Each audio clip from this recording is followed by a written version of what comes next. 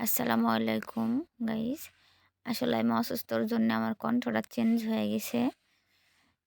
আসলে আমি কথা বলছি, এই যে দেখেন, রাহিম বাবুর সেই খাসিটা উম, উম, মাংসগুলো সাইজ করে কাটাকাটি করা হচ্ছে। তো কাটার পরে সবাই কাটা নিয়ে ব্যস্ত, কে যার মতো সে কাটাকাটি করতেছে, সেই সুন্দর করে একদম পিস পিস করে কেটে কেটে রেখে দিচ্ছে।